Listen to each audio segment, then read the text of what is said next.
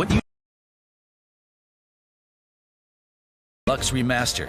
You may be thinking, that looks like a full-on remake. We had the same thought, so we spoke with 3 key staff to get to the bottom of this Deluxe Remaster. We began our investigation with director Ryosuke Murai. Well, actually, it wouldn't be an exaggeration to call this game a remake, considering the work we put into it. Before we could even ask a question, Murai was giving us the inside scoop about the game. The first thing you'll notice is the improved graphics. The new specs allow the game to run at 4K 60 FPS. We've also made quite a few quality of life improvements, like the ability to move while aiming, as well as other adjustments to make controlling Frank more intuitive. Thanks to popular demand, we've added an autosave feature and fine-tuned the user interface. The game will be fully voiced in 9 languages, with text in 14, giving more players around the world a chance to enjoy characters' dialogue. We've also made some improvements to NPC behavior that we hope will make surviving the zombie apocalypse with all the colorful characters that much more enjoyable. That sounds like a complete overhaul. It makes me wonder if the game's main concept is still intact. If you've played the original, rest assured that its core remains unchanged in this Deluxe Remaster. We did our best to respect the direction of the original game.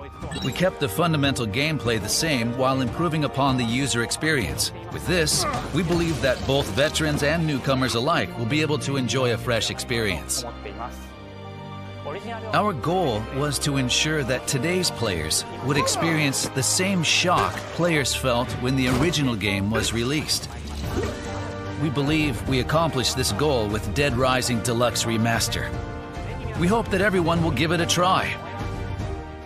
Unable to get any definitive answers out of director Murai, we gave art director Satoshi Takamatsu the 3rd degree. It turns out he had ambitions of his own for this project.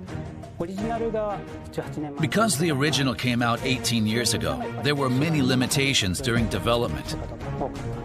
Thanks to nearly 2 decades of technological advancements, we were able to accomplish a lot that couldn't be done back then. For example, Resident Evil, Capcom's other zombie franchise, focused on quality over quantity. Dead Rising took a different approach. The goal was to pack as many zombies as possible into that huge shopping mall. This meant each individual zombie wasn't as polished as we would have liked. However, this time around, we were able to focus on quality as well. As the art director, I couldn't be more pleased that to both the main character Frank and all of the NPCs. Of course, another critical aspect of Dead Rising that we have to address is the shopping mall setting. In the original game, the Willamette Parkview Mall is made up of several areas, like Entrance Plaza and Paradise Plaza, each with its own unique characteristics.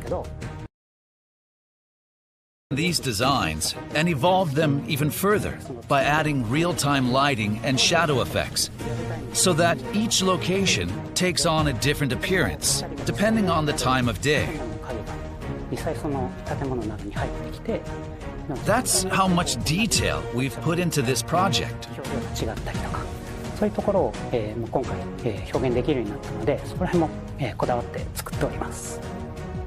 For character animations, we tried to limit unnecessary changes and use the original data as much as possible, especially during action scenes.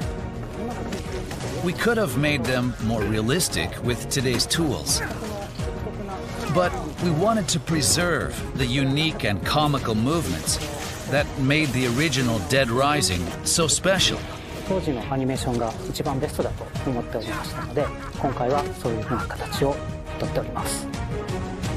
Takamatsu was finally giving us the info we were looking for. However, we couldn't stop there. We had to know why this is called a Deluxe Remaster. To do that, we tracked down the game's producer and managed to get his account. I think Dead Rising is a unique game with extremely tight game design, even by today's standards.